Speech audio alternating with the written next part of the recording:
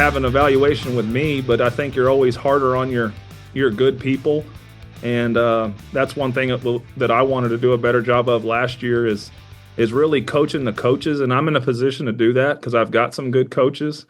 And that takes a lot of work. Coaching the coaches is harder than coaching the kids. There's no doubt.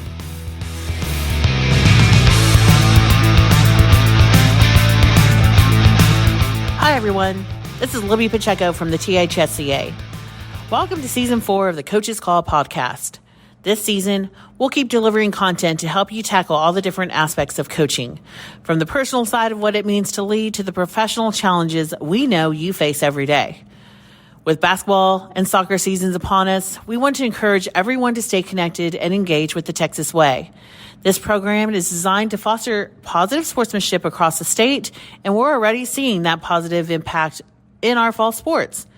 Positive sportsmanship is something our students, schools, and communities value deeply. So let's continue building on the momentum so we can ensure it remains a core part of Texas athletics. Finally, as leaders in community, education-based athletics, we encourage you to shine a light on all the good things happening in your program. Today, more than ever, it's important to show how athletics positively impact students, schools, and communities. Whether it's the hard work, character, or achievements, every day brings something worth celebrating. So don't let those moments go unnoticed and unshared. When you share your stories, you're helping build support for programs and strengthen our communities across the entire state. Thank you for tuning in, for supporting the podcast, and all you do to support the THSCA. Together, we will continue to help coaches help kids. Did you know that you can use podcasting to not only share the great news about your athletes and your programs, but as a fundraiser for your booster club? Yes, Lone Star Gridiron produced the 5th podcast in history and has been doing it 20 years. We are expanding now to do shows outside of football. So whatever your sport, reach out to us at 713-269-4620. And we'll discuss how you can use this amazing tool to supercharge your program. And the best part, we do all the heavy lifting.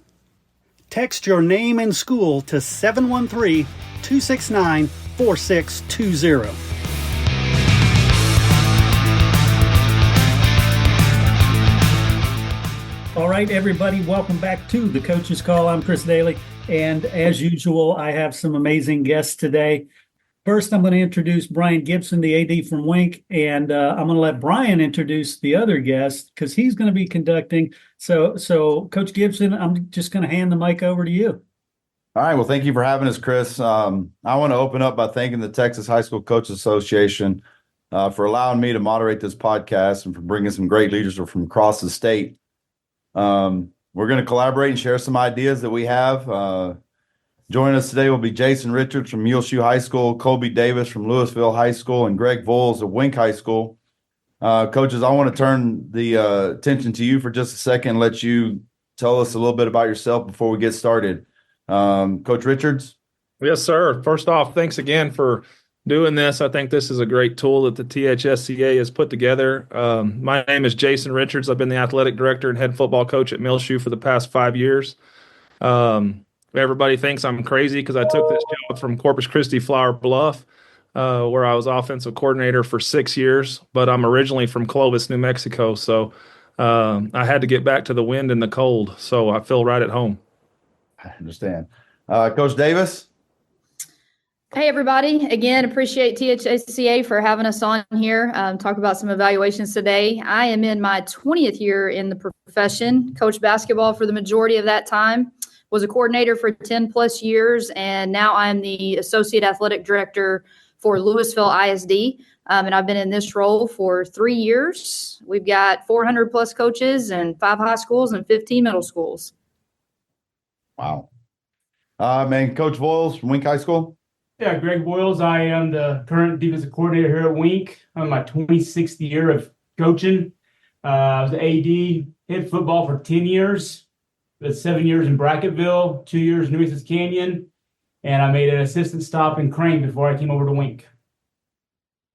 All right. Well, I want to thank everybody for joining us. We're going to talk about the end of season evaluation, that dreaded thing that all teachers and coaches really hate, but it can be a positive tool for growth.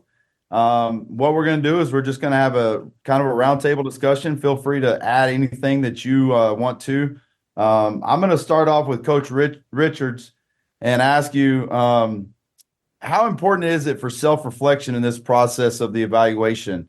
What areas should you focus on when evaluating your own performance? Coach, that's a great question. And that's funny you bring that up because I had a meeting this morning with my associate head coach, and, things were going really good at Muleshoe High School until they weren't. We suffered a couple injuries, and we had a really good football team. And one thing I did a bad job of when I first became an athletic director is there was some things that I don't want it to say negative that really weren't up to my standard or bothered me. And at a 3A high school, your DB coach goes to basketball, and your offensive coordinator goes to basketball, and the coaches are everywhere. One thing I did a bad job of is I waited kind of till the end of the year to do those evaluations.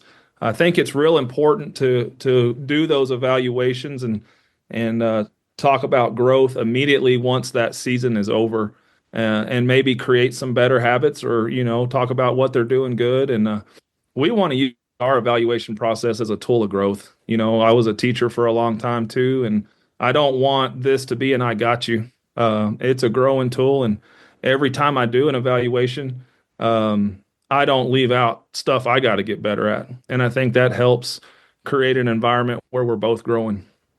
Yes, that's very good. Coach Davis, when we do these evaluations with our peers, a lot of times that is felt an attack, a personal attack on them. What advice would you give to coaches who feel defensive or discouraged by negative evaluations? I think that, like Coach just touched on a little bit, everything is an opportunity for growth. I think one thing about coaches, and you guys know as well as I do, we're going to be harder on ourselves than anybody else. I like what he said about saying things that we could do better as evaluators and athletic directors. But I think to me, it's not necessarily the negative feedback that maybe comes from the evaluation. It's the coach's response to that negative feedback. And to me, that tells me a whole lot more about the character of that coach versus maybe some shortcomings that they had during the year or things that we wanted to improve upon, is how they're going to attack that, again, with a growth mindset and an opportunity to get better. I'm going to ask Coach Voyles this question because a lot of times in the smaller schools, finding time to have the conversation about the end of season evaluation, you run out of time to find that piece of conversation to grow. And I'm going to ask Coach Voyles how coaches can proactively seek feedback from their evaluators if it isn't offered. Well, sometimes it's kind of a hard deal to get done, but the best way I see it is, ask your AD or ask coaches, hey, how's everything going in your eyes? Is it going well? Is there things I can improve on? Different things about your program that somebody else may see, hey, you may want to try this, you may want to try that. Just proactively get their opinion on your performance or your program's status. All right, I'm going to go back to you, Coach Richards. As an athletic director and a head football coach, how do you use this conversation piece to build your relationship with your staff? Well, Coach, I've been very fortunate. I've retained some really great coaches. We've been together for 5 years, and I've got a good mix. I've got young coaches that that's in their 5th year, and I've got some coaches that have been doing it 25 plus years. But I really want my coaches, and I'll be the first one to tell you. And when I'm wrong, I'll tell you when I'm wrong. And I think that's helped foster an open door policy with my coaches. I'm not going to correct a coach on the practice field, on the court, on the ball field. But I do think we've built a culture where they can come up and say, Coach, I don't think I handled that right. I don't think I had so-and-so in the right position, or, whatever comes, and we'll work it out. And I'm big enough to,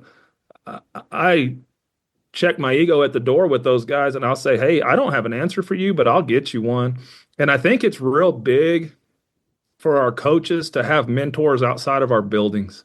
And I think that's something we've lost here lately, where when I was working for Brent Davis and Jim Slaughter and those guys, we didn't need an evaluation. We got told immediately when something wasn't right.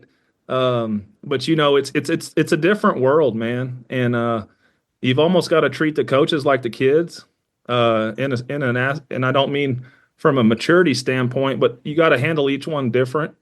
And I'm probably harder on my better coaches than I am my younger, more inexperienced coaches. And some of those guys probably should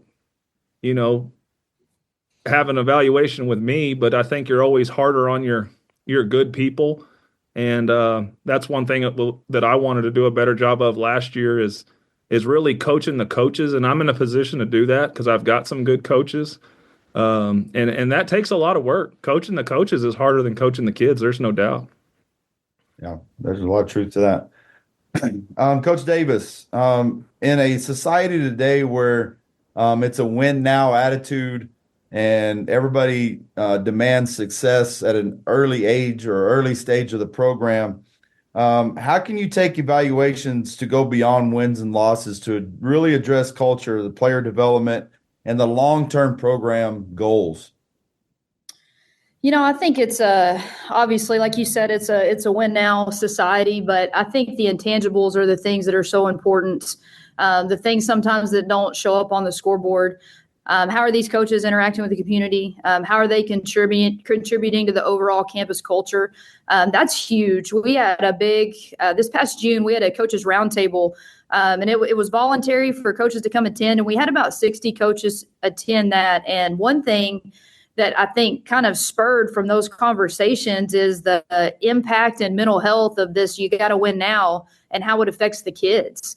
And we had head coaches in there, we had assistant coaches, and they all were sharing how they were handling this within their programs. Because, obviously there's a ton of pressure on coaches to win, but there's an equal amount of pressure on kids to perform. And so having that open line of communication and being able to handle situations differently and giving kids tools to be able to cope with that. Sometimes I think we all want to look outside for these great coaches, but I'm pretty blessed to have some really great coaches in Lewisville ISD, and we really tend to lean on each other and learn from each other. And it's been some of the greatest professional development that we've been able to have. Coach Voyles, in your experience, what are some of the key questions that evaluators should ask to foster a productive discussion? Well, in my experience, as I'm evaluating, we're sitting there discussing things, I always ask them what they think or how their program went this year. Open the door to let them kind of critique themselves. That way you can step in and agree with them or disagree with them. It also allows just a little more non-formal discussion. Maybe they'll be a little more open about what they need to work on. Then you can touch base and hit on some things they need to work on or some things they're doing really good. Okay. Coach Richards, staying on this topic of the role of the evaluator, do you have a specific piece, document that you use to guide your conversations with? Or is it more of just an informal conversation piece and you kind of document it at the end? I do, Coach, and I struggled with that, and I came up with my own. I reached out to some other athletic directors that had a lot of more experience than I do, and I finally found an evaluation report that I like. I got it from Cody Crane at Cattle Mills. It's pretty. I've moved forward to giving it to the coaches, and they bring it back, and then I'll do it myself. And I found that the coaches are kind of harder on themselves than what I would be. And I don't read it word for word, but it's pretty much an excellent, satisfactory, needs improvement, or unsatisfactory. And then it's got comments under each point of emphasis. And I don't go over all of it. But I found those coaches are pretty hard on themselves. And most of my evaluations end up, telling them how good of a job they are doing. And then, the things they want to work on, we try to build a process of working on those things. Okay. Coach Davis, I've asked you a little bit about this, the elements of the effective evaluator. What role of transparency do you believe really plays an effective and constructive, fair evaluation for them? Are we completely honest with everything that has gone on? Are there certain things that the administration would prefer to, hold back? How much transparency do you really give the coaches in that? I think transparency is huge to create an open line of communication between ADs and coaches. We need to foster trust and a culture of continuous improvement. Trust is big to me over it. When you're dealing with different coaches, unless you have built and established a relationship with those guys over the course of the year, they may not sit down and be truly honest with you on how they feel, and maybe won't be as transparent. But the more trust that you can build with those people and help them understand that you are there to help them grow. And like Coach said, we're here to coach coaches. I think that's the evaluations that I've found to be the best, are the ones that have some deep-rooted trust that has taken place. So, speaking from coaches, I was an assistant coach for many years as well, Coach Voyles. What would be your best advice that you would give coaches as they're preparing for their postseason, end of season evaluation? What advice would you give them in preparing for that? Be open to suggestions. Don't feel like you're being criticized. Go into it looking for how to get better. The truth hurts sometimes. You're not doing a good job. It happens. Have an open mind. Go into it trying to learn from the experience. Everybody, at the end of the day, everybody wants to be better. So take that opportunity to learn and get better. Yeah, Coach Richards, you had mentioned this a little bit already about how you've grown and learned how to be an evaluator, an effective evaluator. Would you care to share about anything where you might have mishandled an evaluation in the past, and what you learned personally from that experience of mishandling an evaluation? I think, just growing as an athletic director, and how hard it is. I know your role is the exact same as mine, Coach Gibson. It's really hard to evaluate a men's basketball coach if you're just going to games. I got to get to practice. I've got to pop my head into off-season practice, and see the whole picture too, because all programs are at different places. We might go 10-10 or whatever it is in basketball, and that's a great year. With what the talent level and the amount of work, and we have our kids. We're very fortunate that my head coaches and my coordinators we're 6 through 12. And, I really feel like our sub-varsities are the backbone of our program, and the competitive level will take care of itself if we do a great job at those sub-varsity levels. And, I'm probably harder on my coaches and how they handle junior high athletics and sub-varsity than I am varsity competition. Coach Davis, what do you require of your coaches to bring to this meeting whenever you're having this end of season evaluation? Do you make them bring stats, player progress, culture profiles? What do you guys require of them? I wouldn't say necessarily that we bring stats. One thing that we've started doing the last couple of years is we do a preseason evaluation. It is a short 3-question basically form that we send out, and we ask them a few questions. How do you intend to grow relationships with your stakeholders? How will you measure success this year? And what do you need from me? So those are the 3 things that we talk about. So obviously when we get to the postseason evaluation, we expect them to come prepared to answer those questions. And, one of my favorite questions in our postseason evaluation is, how does it feel to be coached by you? And that's an opportunity for them to self-reflect. Again, I'm not too tied up with stats. I'm as involved as I can possibly be watching these coaches coach every day. And obviously we know how they've done as a team and how far they've advanced and things of that nature. So all of our coaches also do exit interviews with their staff and with their players. And I always appreciate the coaches that come and share a little bit of how their players felt to be coached by them and how their assistants felt to be coaching in their program. Good. So I'm going to wrap this up a little bit, and I'm going to start with Coach Voyles and kind of throw the same question to everyone here. What do you feel like the ultimate goal of this end of season evaluation needs to be from an administrative standpoint and also from a coach's standpoint?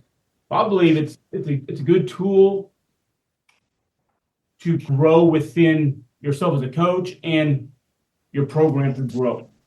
It's just a good, like I said, it's a good tool to use to get better, to learn from, and to get better as an overall program. Coach Richard, you got anything to add to that?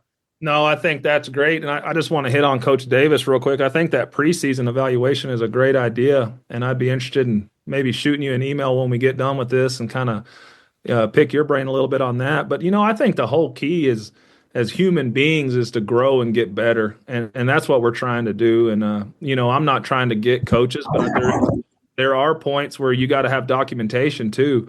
If things aren't going the way they need to be going, and you don't want to just up and reassign or unfortunately get rid of a coach, you got to have that documentation.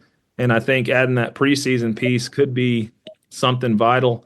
And I'm not trying to be negative, but I think, I'm a big documentation guy, keeping the documentation. And then sometimes you got to revisit things, and I think I've probably gotten more out of my coaches' evaluations than they have. And I know it's been a positive growth tool, but this was great, guys. I really appreciate it, and some good ideas. And I'm glad we got Coach Davis on here, somebody a lot smarter than us, to teach us something. Amen to that. Coach Davis, you got anything to add? Ultimately, I want to make sure our visions are aligned. We're really, really big. And so it's important. Communication is crucial. So we want to make sure we're all on the same page. But one thing I want to make sure that young coaches understand is that evaluations are an opportunity for us to identify leadership potential, whether that be assistant coaches to be head coaches or maybe positions in future athletic administration. So, don't just dismiss it as this is I got to get that evaluation done, because you're building your resume every day, and it tells us a lot in how those evaluations go. Yep. Once again, I'd like to thank the THSCA for this opportunity to collaborate with some of the best leaders. We hope you enjoyed your time with us. Hope we're able to provide some valuable insight. Feel free to reach out to any of us anytime that you want. And I'm going to send it back to you, Chris. Appreciate that, Coach Gibson. And I appreciate the heck out of everybody who's been a part of this, because you're right. This is valuable information. And I love this format where we can get a whole bunch of input from people who live it, whose boots are on the ground. And nothing better. I appreciate all y'all.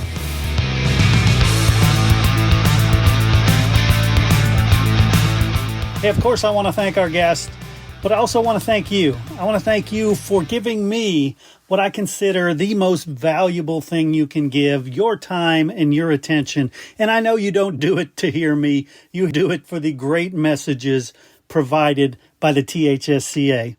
And hey, if you'd like to associate your company with the THSCA and the Coach's Call podcast, limited sponsorship opportunities are available. You can reach out to me, Chris Daly, 713-269-4620, or head over to my website, freshmediaworks.com. Once again, thank you so much for supporting Texas high school coaches. Please share this show out to everybody you can so that we can help share these important messages.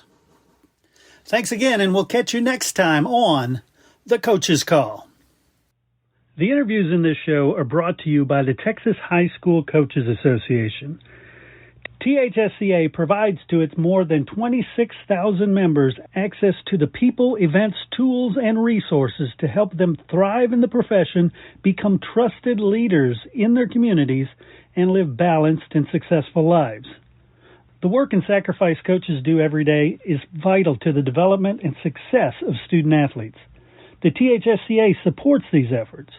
We fight for every coach, provide them with the connections and resources to improve their lives, and help all student athletes throughout the state enjoy lasting success. The mission statement is simply this: to help and serve Texas high school coaches as they work to help and serve student athletes. Helping coaches help kids. For more information on the THSCA, visit www.thsca.com.